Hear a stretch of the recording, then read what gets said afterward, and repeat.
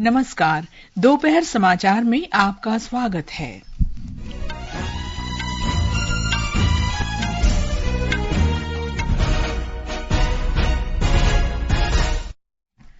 प्रधानमंत्री नरेंद्र मोदी ने नई दिल्ली में मालदीव के राष्ट्रपति डॉक्टर मोहम्मद मुइज़्ज़ो से बातचीत की। श्री मोदी ने कहा, भारत मालदीव की मदद के लिए हमेशा सबसे आगे रहा है। मालदीव में रुपे कार्ड से भुगतान की शुरुआत हुई। केंद्रीय गृह मंत्री अमित शाह ने वामपंथी उग्रवाद प्रभावित राज्यों के मुख्यमंत्रियों के साथ समीक्षा बैठक की। उन्होंने कहा, नक्सलवाद विकास की राह में सबसे बड़ी बाधा।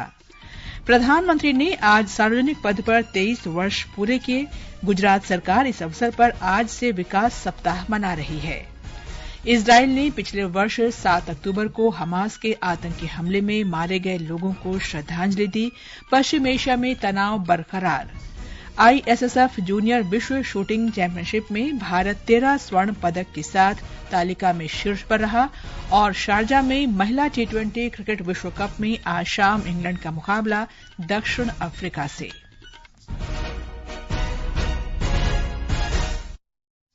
दोपहर समाचार के साथ मैं कनकलता। प्रधानमंत्री नरेंद्र मोदी ने कहा है कि भारत ने हमेशा ही मालदीव के लिए प्रथम उत्तरदाता की भूमिका निभाई है। नई दिल्ली में मालदीव के राष्ट्रपति डॉक्टर मोहम्मद मुइज़्ज़ो के साथ शिष्टमंडल स्तर की वार्ता के बाद प्रधानमंत्री ने एक संयुक्त प्रेस वक्तव्य जारी किया।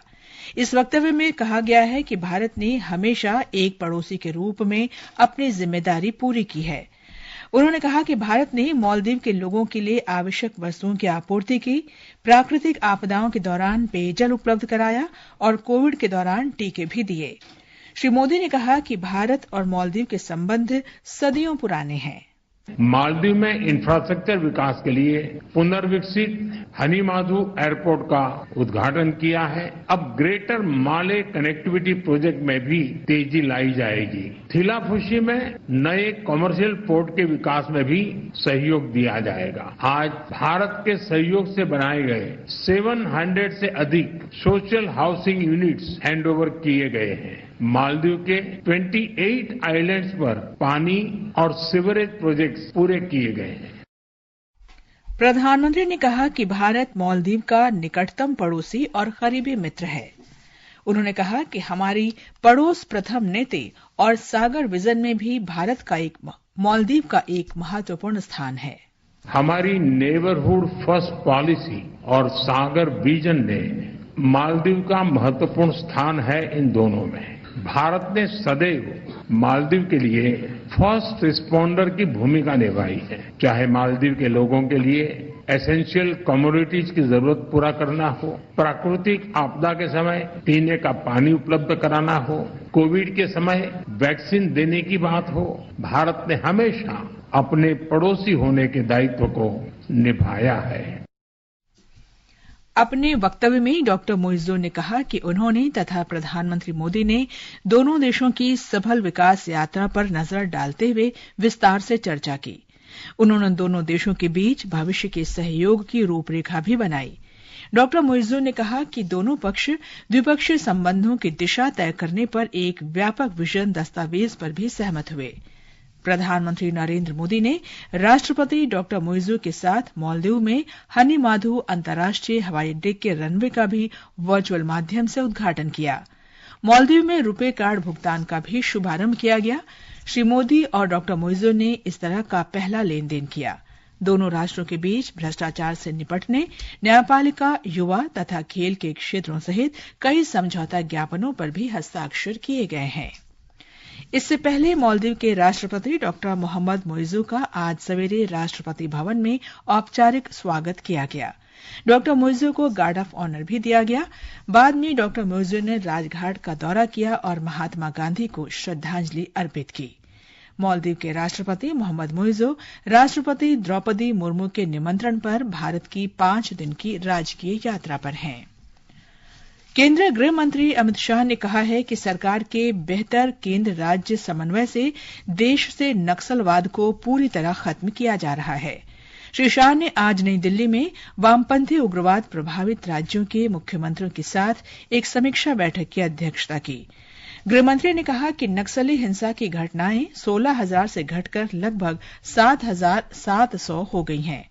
उन्होंने आश्वासन दिया कि अगले साल तक ये संख्या और कम हो जाएगी।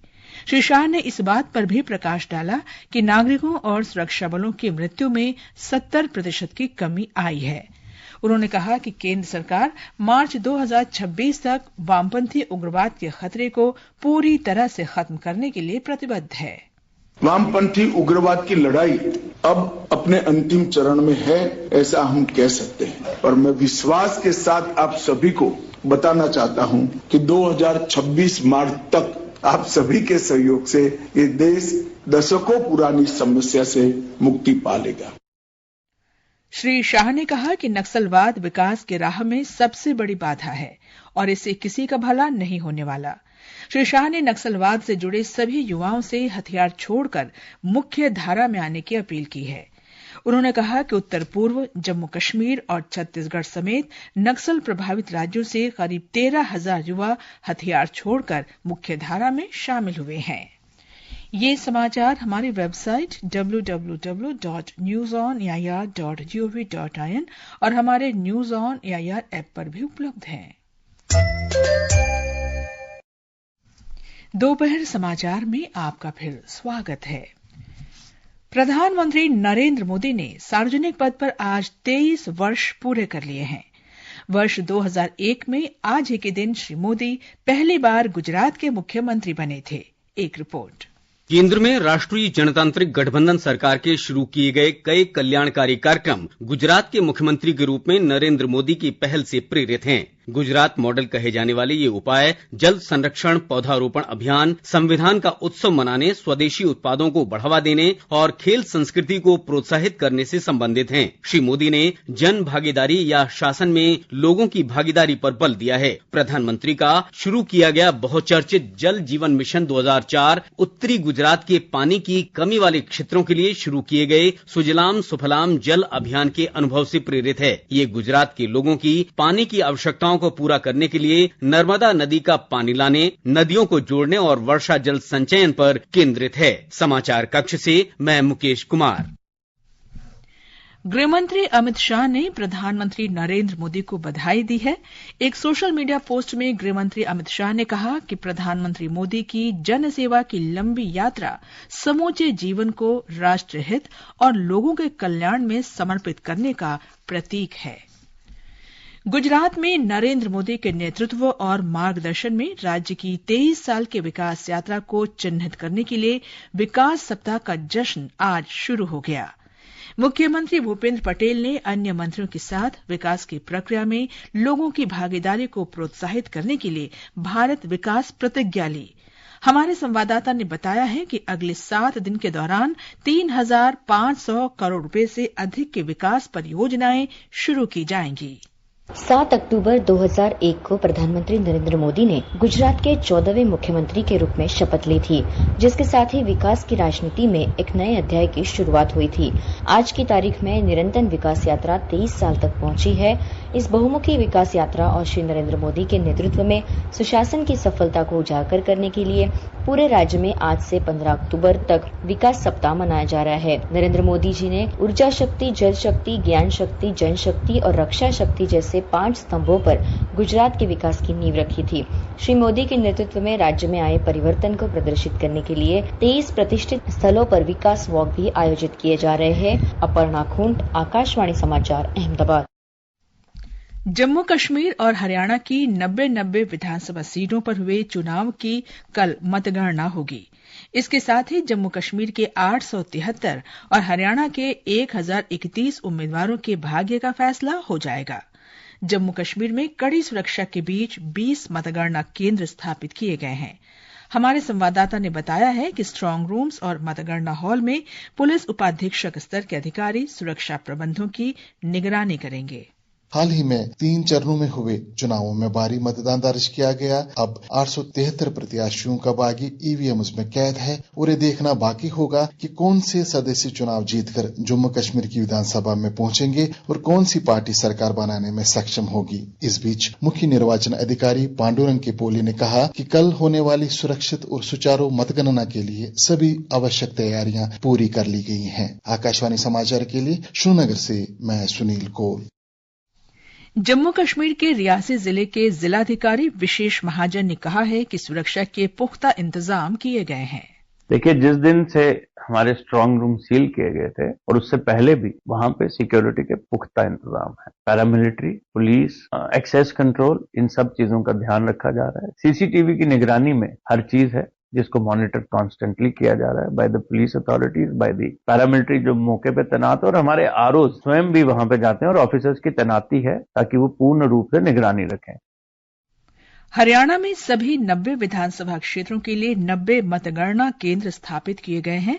मुख्य चुनाव अधिकारी पंकज अग्रवाल ने बताया कि ये मतगणना केंद्र सभी 22 जिलों के मुख्यालयों में बनाए गए हैं। लोक निर्णय।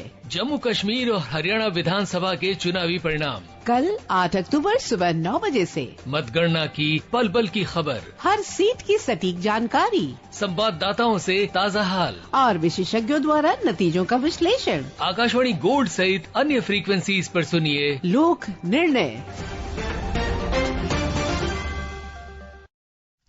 दिल्ली की एक अदालत ने आज नौकरी के बदले जमीन मामले में राष्ट्रीय जनता दल प्रमुख और पूर्व रेल मंत्री लालू प्रसाद यादव, उनके पुत्र तेजस्वी यादव और तेज प्रताप यादव की जमानत मंजूर कर ली है। प्रत्येक आरोपी को 1-1 लाख रुपए के निजी मुचलके पर जमानत दी गई है।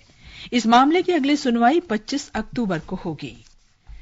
केंद्र सरकार दिल्ली एनसीआर में 40 से अधिक स्थानों पर 65 रुपए प्रति किलोग्राम पर टमाटर बेचेगी। उपभोक्ता मामलों के विभाग के सचिव निधि खरे ने आज नई दिल्ली के कृषि भवन में National Cooperative Consumers Federation of India Limited NCCF mobile van को हरी झंडी दिखाई। ये वैन राष्ट्रीय राजधानी में विभिन्न स्थानों पर टमाटर बेचेंगे। ये समाचार आकाशवाणी से प्रसारित किए जा रहे हैं। ये आकाशवाणी है। आज इजराइल पर हमास के हमले को 1 साल पूरा हो गया है। इस हमले में पश्चिम एशिया के परिदृश्य को हमेशा के लिए बदल दिया था। कई मोर्चों पर चल रहे सैन्य अभियानों और नागरिकों के हताहत होने से क्षेत्र में अत्यधिक तनाव बना हुआ है। एक रिपोर्ट। पूरे इजराइल में एक भावुक दिन की शुरुआत हो चुकी है। सुबह की पहली रोशनी के साथ दक्षिणी इजराइल के नोवा संगीत उत्सव के स्थल पर एकत्रित हजारों लोग 1 वर्ष पहले क्रूर हमले में अपनी जान गंवाने वाले लोगों को श्रद्धांजलि अर्पित कर रहे हैं। तेल अवीव में कल काफी सतर्कता बरती गई। इसके बाद हजारों लोग हमले के पीड़ितों के सम्मान में एकत्रित हुए। इजरायली सेना गजा पट्टी में हमास के ठिकानों पर सिलसिलेवार हमलों को अंजाम दे रही है। इस संघर्ष में 41,000 से अधिक फलस्तीनी मारे गए हैं और गजा में भीषण मानवीय संकट उत्पन्न हो गया है। पूरी रात गजा के कई ठिकानों को निशाना बनाया गया। हिजबुल्लाह ने हमले तेज करते हुए इजराइल के हाइफा शहर पर रॉकेट दागे। इस हमले में कम से कम 10 लोगों के जख्मी होने की खबर है और काफी नुकसान हुआ है। इसके जवाब में इजरायली बलों ने दक्षिणी बेरूत में बमबारी की है। दुबई से विनोद कुमार की रिपोर्ट के साथ समाचार कक्ष से मनोज। पेरू के लीमा में जूनियर विश्व शूटिंग चैंपियनशिप के अंतिम दिन दीपक दलाल, कमलजीत और राजचंद्र की तिकड़ी ने पुरुषों की 50 मीटर पिस्टल प्रतियोगिता में स्वर्ण पदक जीता। भारत के जूनियर निशानेबाजों ने 13 स्वर्ण, 3 रजत और 8 कांस्य सहित कुल 24 पदकों के साथ चैंपियनशिप में शीर्ष स्थान हासिल किया। महिला T20 क्रिकेट विश्व कप में आज शाम ग्रुप बी के मैच में इंग्लैंड और दक्षिण अफ्रीका के बीच शारजाह में मुकाबला होगा। ये मैच भारतीय समय के अनुसार शाम 7:30 बजे शुरू होगा। आकाशवाणी का समाचार सेवा प्रभाग अपने द्विभाषी साप्ताहिक कार्यक्रम पब्लिक स्पीक में आज रात 9:30 बजे मानसिक स्वास्थ्य संबंधी मुद्दों के प्रति जागरूकता बढ़ाना विषय पर परिचर्चा प्रसारित करेगा। अंत में मुख्य समाचार एक बार फिर। प्रधानमंत्री नरेंद्र मोदी ने नई दिल्ली में मालदीव के राष्ट्रपति डॉक्टर मोहम्मद मुइज्जो से बातचीत की। श्री मोदी ने कहा, भारत मालदीव की मदद के लिए हमेशा सबसे आगे रहा है। मालदीव में रुपे कार्ड से भुगतान की शुरुआत हुई। केंद्रीय गृहमंत्री अमित शाह ने वामपंथी उग्रवाद प्रभावित राज्यों के मुख्यमंत्रियों के साथ समीक्षा बैठक की।